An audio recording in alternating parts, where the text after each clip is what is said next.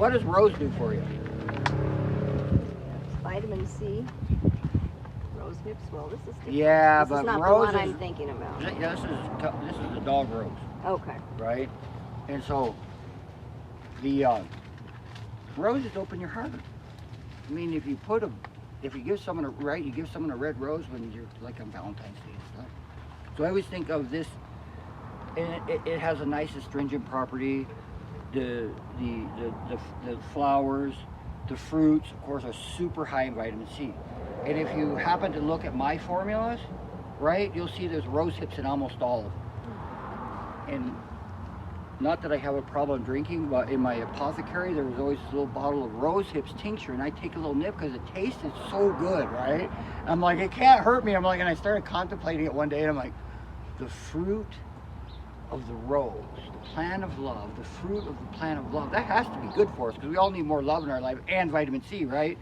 So I put a little bit in all my tinctures now because I just got so where I'd mix them when I'm doing the rose hips, right? It's like so amazing, and I just a little bit, you know, but it started going in all my tinctures, and I really liked the way it changed.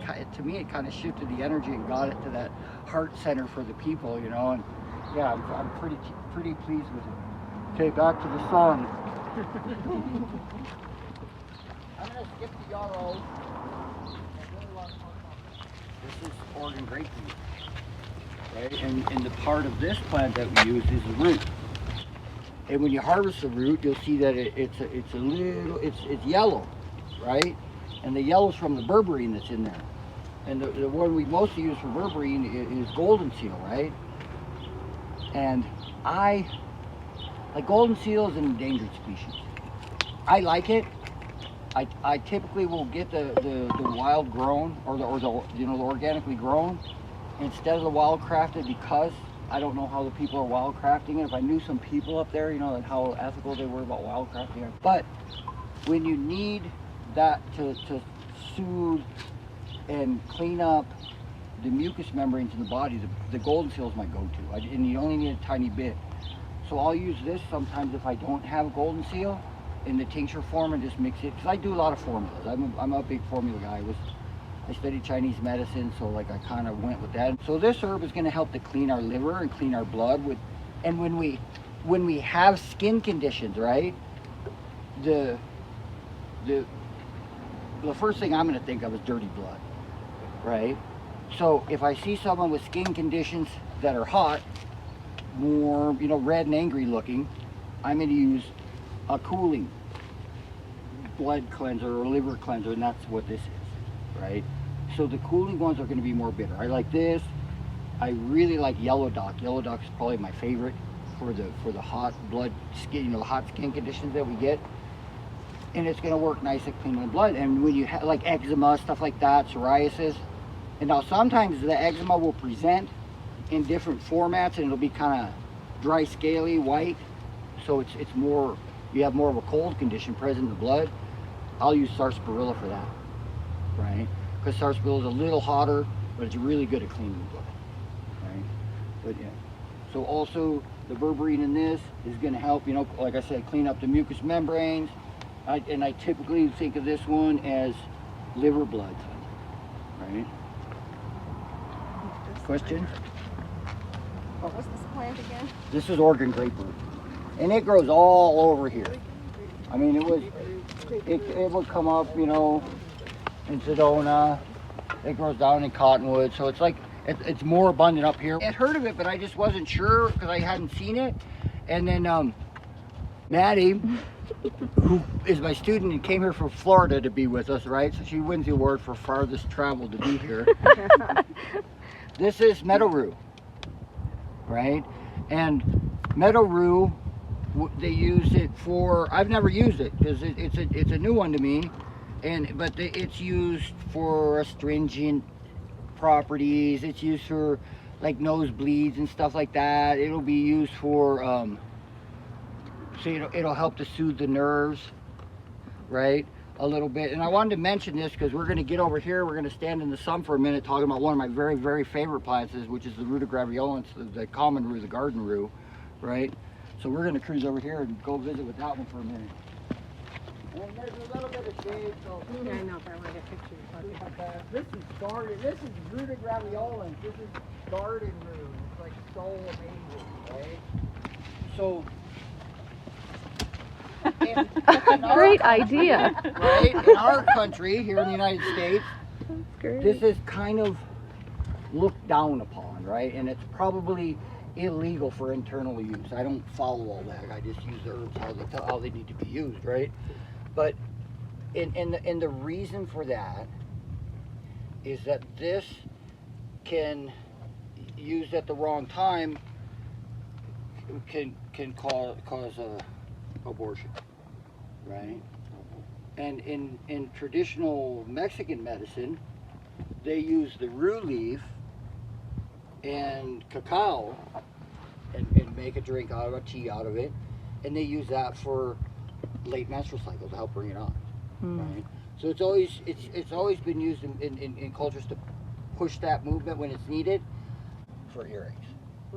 This will do the same thing, right? And I like that there's some kind of infection in there that'll clear it up. But yeah, this is Golden really seal. nice. So this is also used, we were talking about it earlier, for all types of paralysis, but not really like that. I use it externally, compresses, right? And I use it in combination with chaparral. Lorea tried and taught us. So one of my first teachers, Tata Cachora, he's in Tecate, Mexico.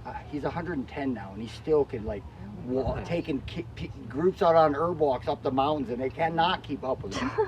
He's like an incredible man, right? But he told me, and it was the best thing I ever learned, that using chaparral and rue in baths for paralysis from stroke. Oh. Right? And what he wanted us to do, and was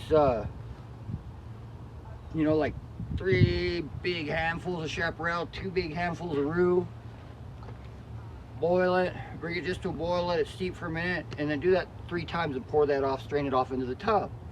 And then, as he wanted it done, he would put a whole liter of cane alcohol in there. Well, I kind of analyzed that and tried it, and I was kind of drunk when I got out of the tub. So I backed that off. You don't need a liter, and you don't need 98% alcohol. You can do it with just some rubbing alcohol, and like a bottle's cool. And if you ever start to do this, use this kind of thing and recommend it to your friends, most people, or no, a lot of people, half the people, they're going to come back and tell you, well, I didn't do the bath because I never got the alcohol.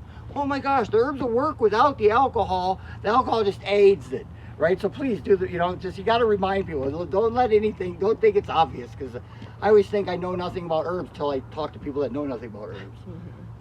Because when I talk to people that like Matthew Wood, he just blows my mind every time we talk, and it's like, yeah.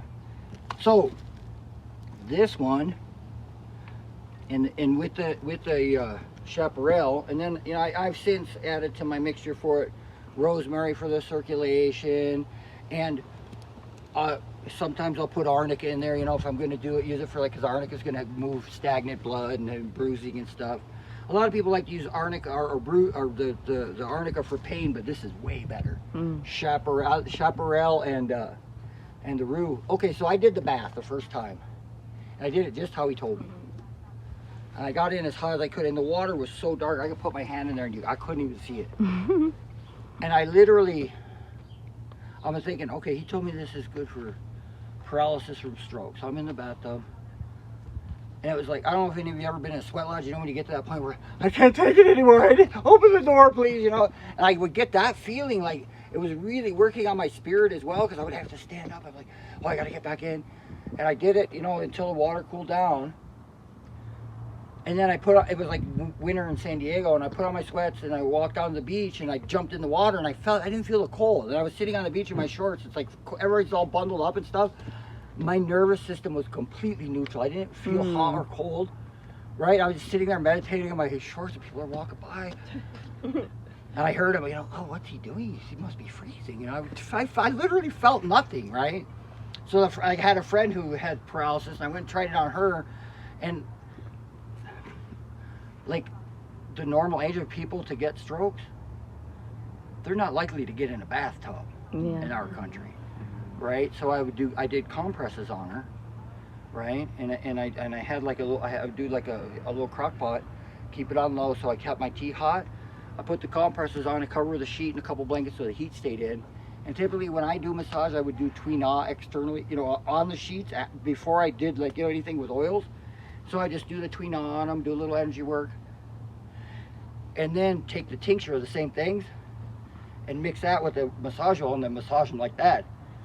And the second time I worked on her, she was walking again, like almost normal. Like the third time I worked on her, she almost fell off the table. She was laughing and so hard and I'm like, what's wrong? She's like, you tickled my foot. I haven't felt that in 25 years. Right? And I'm like, oh, okay, cool, this works. And then it became my go-to for like neuralgia, neuropathies, especially like from diabetes. Thyme and its essential oil is what they originally made Vicks vapor rub from. So this makes a good base if you're going to do some kind of vapor rub kind of salve. See, I like this, and then I'll put some sage in it, and and whatever else I got. Like I like the white sage a lot. As far as I'm concerned, it's my go-to for, because I'm a Southern California herbalist, right, where it grows. It's my go-to for opening the upper respiratory tract. Like when you need to get the breath in, just nibble on a little bit of white sage and you'll feel your lungs open. You'll feel the oxygen starting to go into them, right?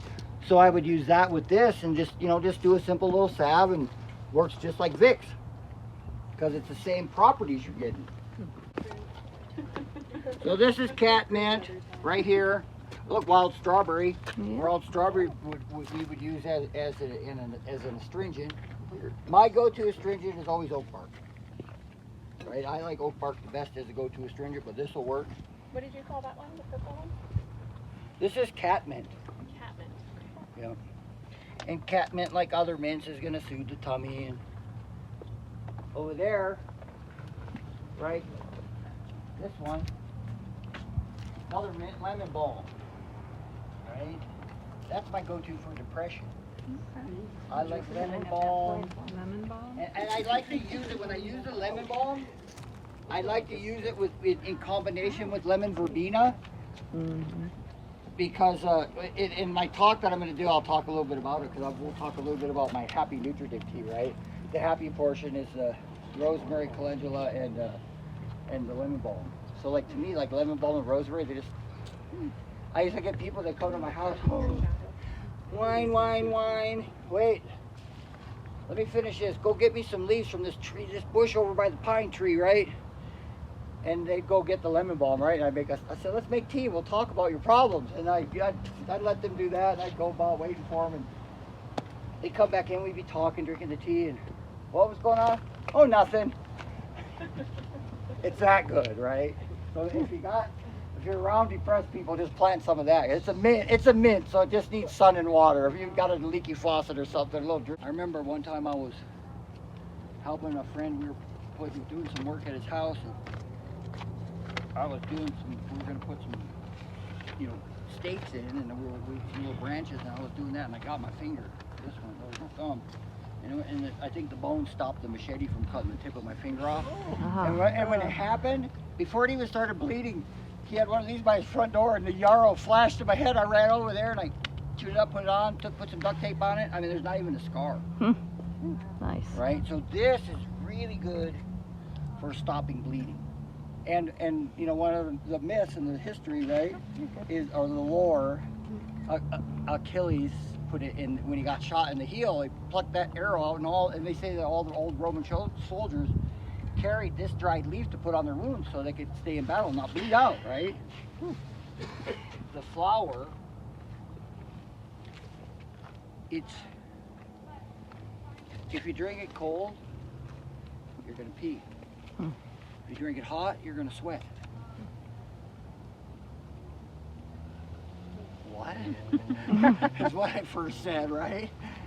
So yeah, if you drink it hot, and like with colds and flu and stuff, if there's like fever going on, you got to break the fever, right? So you got to make someone sweat, and this will cause sweat. I usually will do like a if like I don't get sick, but what I did, I remember I'd make chicken soup with a lot of cayenne in it, and I'd make a strong tea of this, eat the soup until I was sweating, and then drink as hot as I could with this, and bundle up and go to bed because I had a fever, and I'd sweat like crazy, and then the fever would break. We get it out through our biggest organ, right? And this is this, and also elderflower. It has that same action.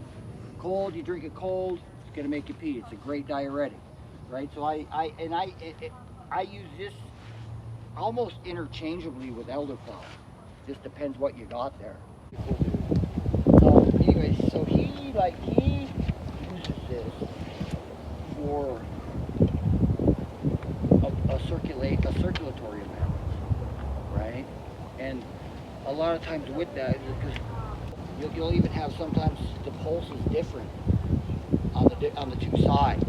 So besides, you know, just some maybe minor kind of you know, heart issues maybe, the biggest designator of this is if you look at their skin, right, and you can like their skin is palish and has like, it looks like marble almost, because you can see the veins, like their skin's really thin, and when you can see like the they call it marbling, right? So when you have that condition, that's going to indicate that circulatory imbalance, and specific for the yarrow flower. In your turkey dressing, because it's really bitter, because it's an artemisia. Because like everybody who learns a little bit about, you know, herbs and nature, or not everybody, but a lot of them, unfortunately, if they don't live in Southern California, they go get this sage to put in their turkey dressing. And all you tasted this plant? Yeah. It's not tasty. Well, if No. you like bitter, it's really good. We don't, I mean, our country, we've eliminated bitter from our flavor categories, which is at our digestive detriment, right? So this will really help us with digestive issues and stuff. It'll help to, I mean, it's the artemisia, mugwort, wormwood, the Ludvitica, which I wanted to talk about when we walked by it over there. But they're all bitter. They smell sweet,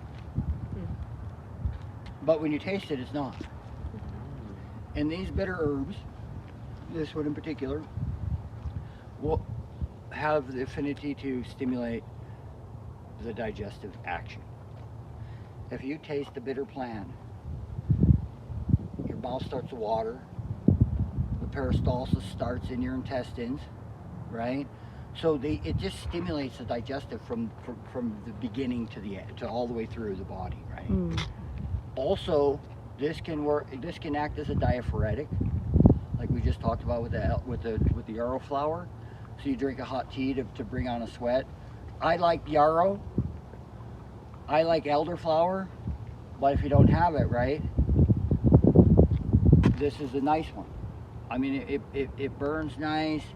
I don't like the smell as much as the sages, but you know, it's what is used everywhere in our tea here, right? Because they don't get the wonderful sages like we get down here, right? Well, maybe not exactly here, but yeah.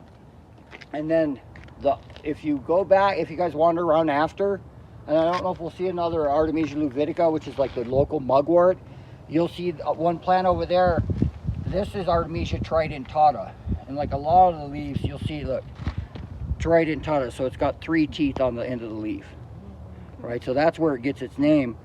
And then you'll see that other one has like a little bit longer leaves, but it's right over there where we first started the walk. And that one's used like mugwort. I mean, mugwort, I have an Artemisia vulgaris at my house. I prefer the California mugwort, the Artemisia deglatiana.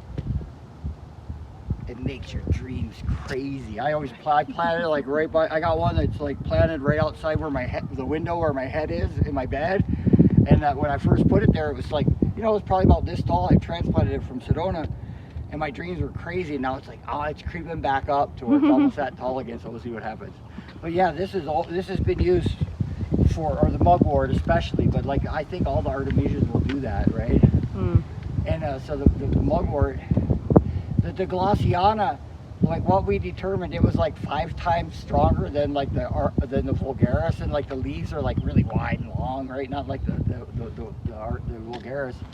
And we had to back off. Like my friend who taught me how to do the herb pillows, he said he had to back off on the amount of mugwort he put in because people were having, their dreams were too crazy, right? So I don't know about blue lotus because I never tried it, but mugwort works really good, and you don't have to ingest it. All you have to do is like put a little bit in your pillowcase, right? It'll help if you don't want to work on something in dream time or want to get, you know, something like that done. It's a good plant for that. Funny. Artemisia tridentada because of the 3 little leafies. Look at the little leafies with 3 fingers. So cute. This one's really well pronounced. Look at that. Yeah. Come on, focus. There you go. It's got 3 fingers. So all those flowers out there are poison hemlock. Said try not to touch them, but I did touch it earlier. Here. It's in the carrot family. So Queen Anne's lace has the same flowers. Osha will have a really similar flower and look similar. A lot, so there's several that look like it, but they don't have the purple splotches, right? So just check for the purple splotches. If you do have to remove some from your property or someone else does, make sure they use respirators and gloves. And wash and take their clothes off and wash them right away. What they I'm going to use comfrey on it. That's called knit bone. It solders up the bones. Mullen has the intelligence to put the bone back in place, right? So I've done it 3 times now, right? He told me, and so I tried it, right? And I've done it 3 times with people with broken ribs, and they said they felt the thing at like 2 of them the first night, and 1 of them the second night, where they felt the rib pop back in place. And then we put together like a comfrey compress to put on to solder the bone, and they were fine. It'll also work with, you know, with other bones, but those were the ones that, you know, I tried it worked. So yeah, it also is very good for helping to seal up ruptured discs in the spine, and it'll also do that with you know, with the cartilage and the connective tissue in different areas. It'll help to seal that up if you have like a little tear or something. Mullen? We're still talking about mullen? Mullen, yeah, Okay. I'm talking about mullen. And then this is oak, right? Oak is astringent. So what does astringent do? Tightens up tissue, dries and tightens up tissue. So oak bark I'm always going to have in my formulas for hemorrhoids, which are another type of varicose veins, right? This is a different prolapse vein. I use it in any kind of prolapse tissue. I use it in any kind of swelling. Like if I want to treat someone with incontinence or you know, kids that wet the bed at night, I'll make them a diuretic, but I'll add astringents to it, right? I'll add oak bark, and like usually when I'm working with people, you know, with kidney things, nettles is my go-to. Nettles is one of my favorite herbs, and we'll talk about that in my class that I'm going to teach in a minute. And I'll use the horsetail. Horsetail is specific. It's somewhat astringent. It's specific for kids that wet the bed.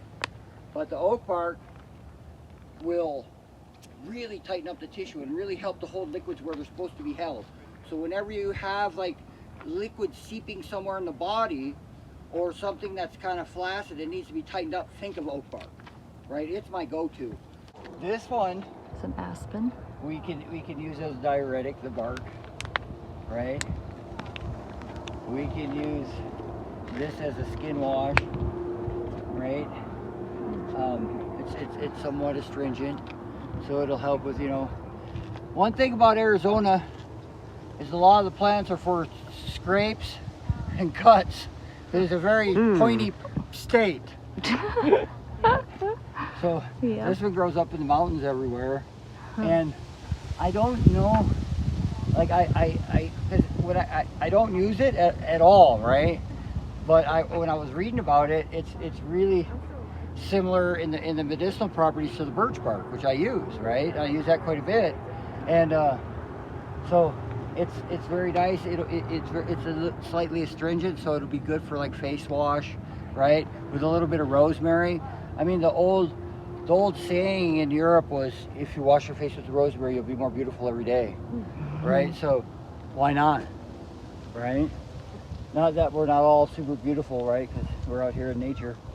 So this, I mean, if you touch the bark, it has this super like cool, soft, like oily content to it. So it really helps to like put that glow back in your face. That's what I use the birch bark in all my like face washes and beauty creams and stuff. And I would probably, I'm gonna try this now because now I'm up here. I gotta rethink things. So let's go that way. I missed a couple. Oh, it's velvety. It's so nice. Little baby. Okay. The bark left white powder on my hands. It's funny. So this is cherry, Oh. right?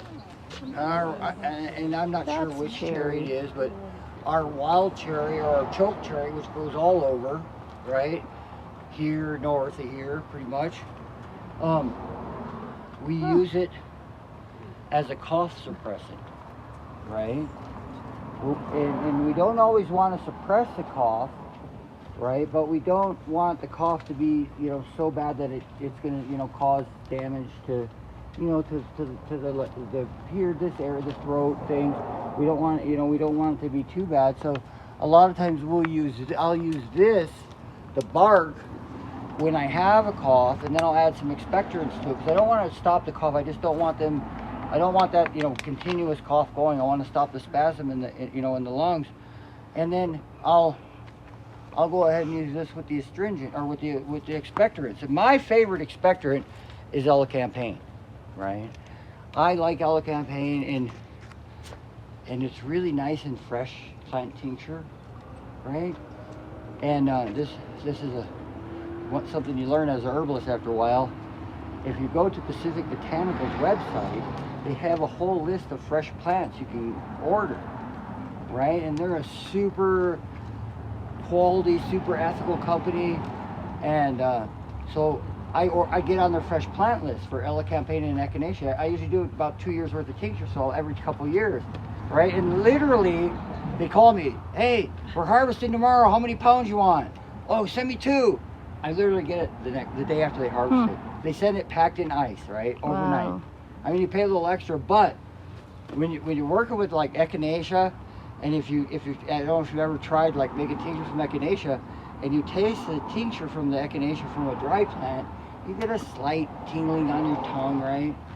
If you taste echinacea from the fresh root tincture, it's a whole different ballgame. Like you could oh wow, you really get a seriously numbing of the tongue, right? So and then the same with elecampane. I've tried the elecampane, and it's really good for moving phlegm and moving where you got phlegm stagnation, right? So I'll use it in respiratory stuff. I'll use it when you got, like damp spleen, or I call it soggy stomach, to try to translate to English for us, And so I'll use the elecampane for that, right, to get that stagnation out. But when I'm working with the lungs, and I want to calm the cough down, this is the bark I use. And also, I'll put this bark in my things when I'm working with heart issues, cardiac issues. This is also a really nice and works really nice synergistically with the hawthorn berry for strengthening up the actual heart tissue. Hawthorn berry. Right. And getting that to, kind of come back into balance. What was the website called that you said? Pacific Botanicals. Okay. In the way that it helps us, and it helps neuralgia, neuropathies, right? So when we get that with like diabetes, right? They start to get open wounds down here. And what we did in Mexico for open wounds, we did one of two things. We would take the leaf of the common mallow, the Malva neglecta, right? I saw some earlier the other day when I was here, but I didn't remember where it was, so maybe we'll see it somewhere, I don't know, but it's Malva neglecta. It's a cheese weed, it's the ones with the little cheese wheels on top. We used to eat them when we were kids, because they're kind of slimy. So mallow, any kind of mallow is going to be slimy, right? So when we're working with these herbs, and we have inflammation in the body, we think of mallow, globe mallow, marsh mallow, common mallow, to soothe irritations. If we take that leaf from the common mallow and put it on an open wound, little gauze around it, or you know, some kind of thing, something to hold it in place, in the morning you open that up and it's black and pussy and nasty.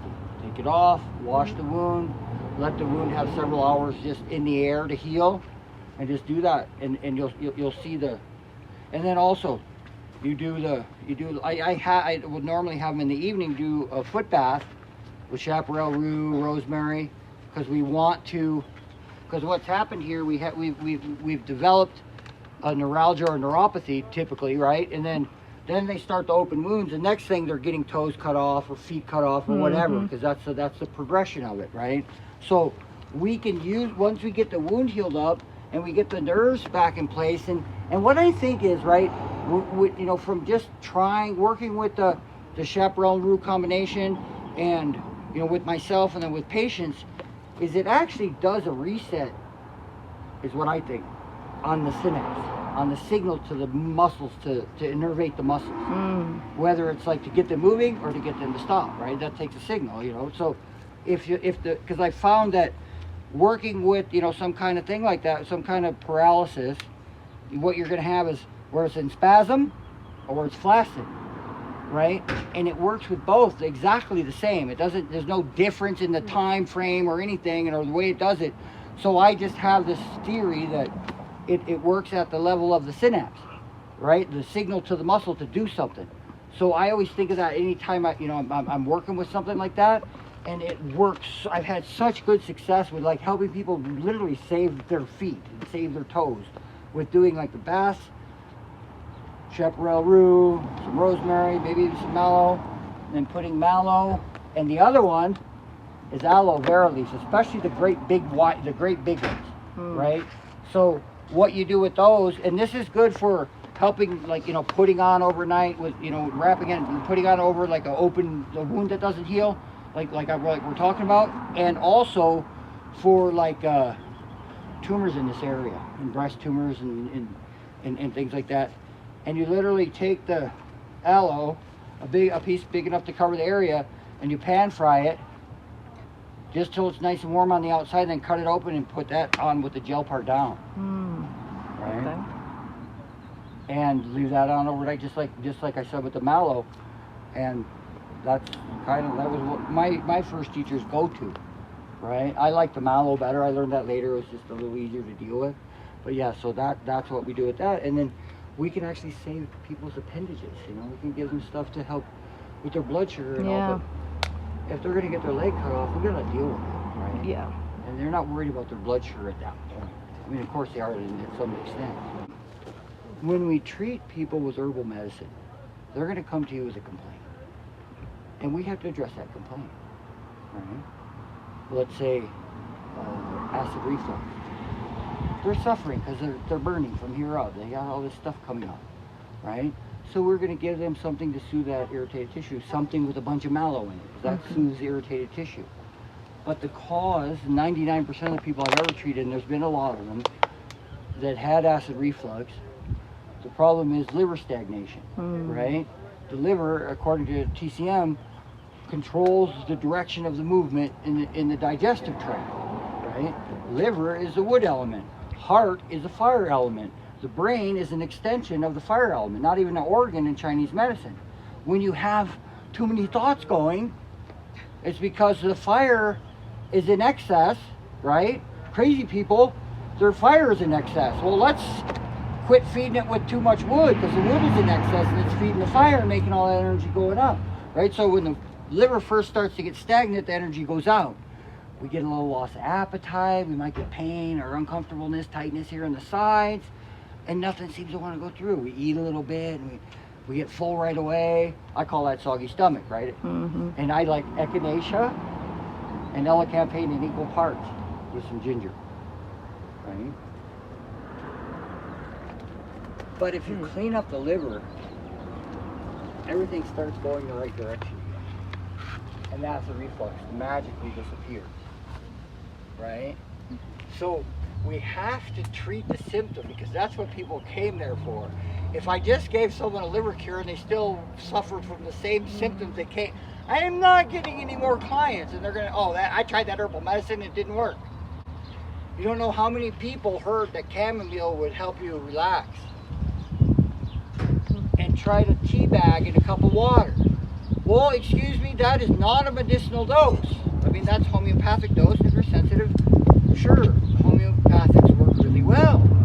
But put 5 tea bags or 6 tea bags in there, and then you're going to get a really nice, digestive, calming effect. It's going to calm you down. And my teacher, John Finch, my very first teacher, one of my best friends in the world, he always would tell his students, you don't have to know 3,000 plants, and you don't have to know every plant in the world. And you can see, I walk around, I don't know every plant. I know how to use a lot of them really well. So I've had a lot of success. Just learn some plants that you like, or that you can grow, or that you got around you, or you can go get a herb store. Use a few really well. Learn a few really well, and you'll be really good at it. Because you can't. And every time you say, well, I think this is good for that. I heard that guy said in the herb class, and that other guy said in the other herb class, and it says in the book. Well, use it. But don't be afraid, right? Typically, with the majority of the medicinal plants, the side effects are also beneficial to the body, right? So, there's some, and it's good to know, like, you probably wouldn't want to give people a lot of the hemlock, because they'll die, right? I mean, I don't know, like I look back on it and think, shit, I was just learning herbs, and this dude's having me eat hemlock, right? I'm like,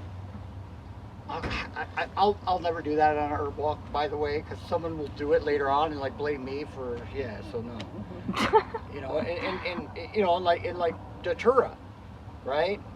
What a wonderful plant, right? Oh, so the cool thing about datura is it's really good for asthma, right?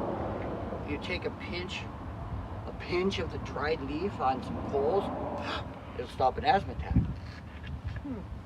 I've heard from some natives down in Mexico that it will also be good for hemorrhoids. I have yet to find the client who's going to light a fire and get some coals and put the datura leaf on there and, okay, my hemorrhoids, yeah.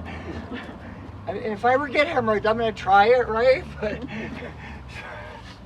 so it's dangerous, right? Datura will kill you. Because that'll make you wacky, right? No, you just have to channel love and use the plants. So we don't need to do a lot of things that people do, right? Just because it's in a book